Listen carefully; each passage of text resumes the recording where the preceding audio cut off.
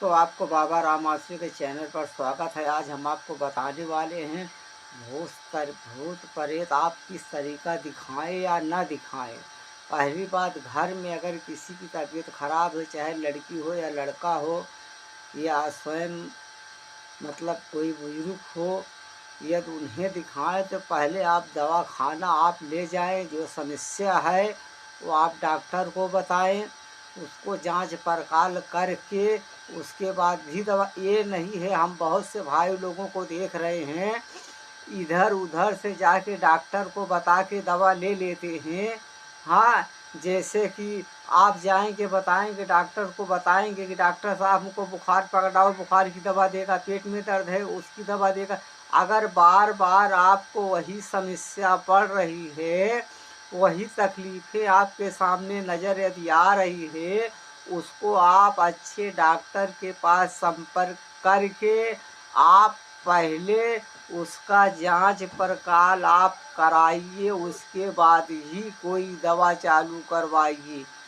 क्योंकि बहुत से लोग डॉक्टर के पास नहीं, मेडिकल पे जा कर दवाइयाँ ले लेते हैं। 2-4 दिन खाए, उसके बाद फिर वो ओझाई चक्कर में निकल गए। बोले 2-4 दिन में दवा खाया था, हमको राहत नहीं पड़ी। समझ रहे हो कि नहीं? ये काम आपका नहीं। आप अच्छे डॉक्टर के पास जाके संपर्क करके जांच पड़ताल करवा के उसको आप बाकायदे आप दवा कराइए। जब दवा से समस्या का हल नहीं निकल रहा है, यदि आप कोई वहम है, क्योंकि भूत प्रेत का दर्द भी आनी टाइम नहीं रहता है शरीर के अंदर। वो एक हवा, जिसको कहते हैं बुरी आत्मा, मतलब वो एक हवा है।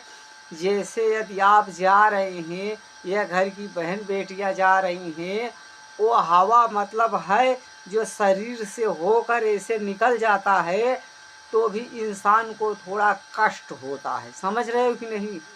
बाकी कोई आत्मा घुसी नहीं रहती है इस तरीक़ा से, उसका दर्द अलग होता है। मगर जो आनी टाइम इंसान को मैं देख रहा हूँ उनको तकलीफ़ रहती है, वो चारपाई पे लेटे हुए हैं, वो मर्ज का संभावना है। आप समझ रहे हैं कि नहीं? वो शरीर के अंदर मर्ज मतलब बन चुका है। अब चाहे शैतानी बलाओं की वजह से वो मर्ज बन चुका हो, चाहे वैसे ही मर्ज बन चुका हो। समझ रहे हो कि नहीं? इसको आप हिसाब से आप अपना दवा करवाइए। यदि दवा से नहीं आराम हो रहा है, किसी सही गुनिया के पास आप जाइए जो आपके मन में चल रहा है, उसका भी संदेह आप ख़त्म कर सकते हैं। समझ रहे हो कि नहीं? इसलिए ये ज़रूरी है आप जो है जिस गुनिया के पास जाएं उस गुनिया से आप बताएं।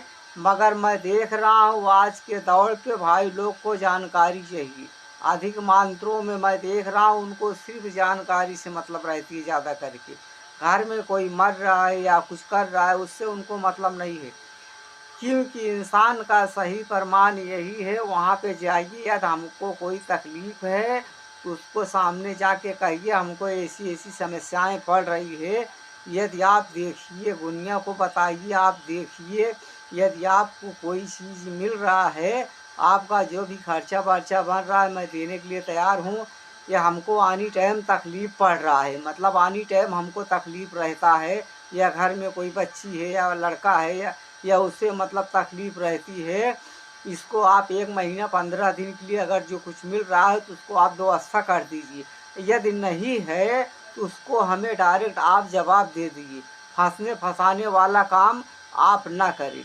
यदि आपको मिल रहा है जो भी आपका खर्चा वर्चा लग रहा है महीना 15 दिन के लिए, आप बीमारी उसको बनवा दीजिए।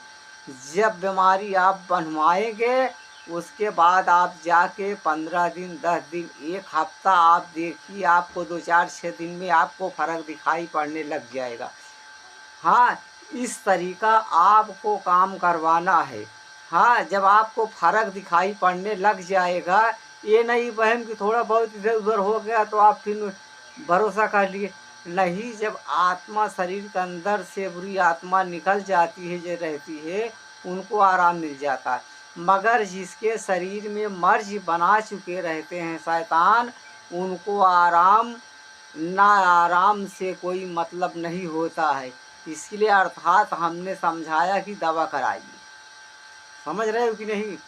जब आपको आराम दिखने लग जाएगा तो आप उस गुनिया के पास जाइए, अपना पूरा काम जो आपको कराना है, जो भूत प्रेत उसमें निकल रहे हैं, उसको आप निडर होकर जाकर आप करा सकते हैं। जैसे 15 दिन के लिए आना है, 15 दिन जब आपको आराम रहेगा तो 1 दिन पहले आप जाकर वहाँ पे काम करवा लीजिए। मैं कभी ये भी नहीं कहता हूँ कि आप हमारे पास आ जाइए, मैं कोई भगवान हूँ, कोई या कोई अल्लाह हूँ, कोई मालिक हूँ, मैं भी कुछ नहीं हूँ।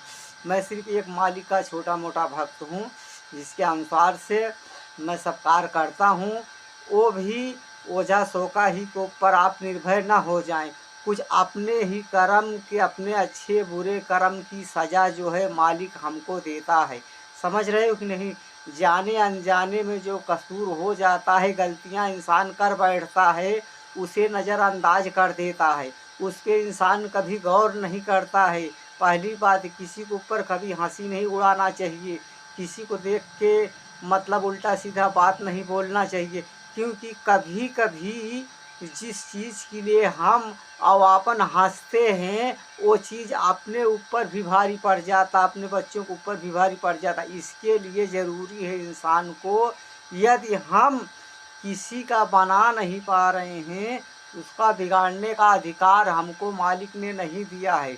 दूसरी बात, आप मालिक से स्वयं भी प्रार्थना कीजिए, ये नहीं कि ओझा सोखा के ऊपर भरोसा पूर्ण तरीक़ा से भगवान मान कर बैठ जाएँ, जो मेरा ओझा सोखा करेगा वही मेरा उद्धार हो जाएगा, ऐसा कुछ होने वाला है नहीं। समझ रहे हो कि नहीं? मालिक का दिया कभी नहीं ख़त्म होगा, इंसान का दिया ख़त्म हो जाएगा। एक बात याद रखना, मालिक से प्रार्थना करना, हे मालिक, जो जाने अनजाने में या जानबूझकर हमसे खता हो गई हो, तो हमें माफ़ कर दे, हमें सीधी राह दिखा, हमें सच्चे मार्ग पे चला, हमारे बच्चों को भी सही रास्ता दिखा, उन्हें पढ़ाई लिखाई वगैरह, उनके धंधा पानी में तू बरकत दे, या रोजी पूजी में कोई बाधा आ गई हो, या कोई बाधा डलवा दिया हो, या कोई वशीकरण करवा दिया हो, या आपने बस में कर लिया हो, हे मालिक, अगर तू चाहे तो एक पल में तकदीरों को बदल सकता है, क्योंकि तेरे लिए आसान है। हाँ, हमारे लिए दुश्वार है, क्योंकि जो चाहे तू वो कर सकता है, तेरे लिए कुछ ना संभव नहीं है, सब संभव है। समझ रहे हो कि नहीं? इस तरीका आप अपना काम करवाइए। आज की वीडियो मैं यहाँ पे ख़त्म कर रहा हूँ। सबका मालिक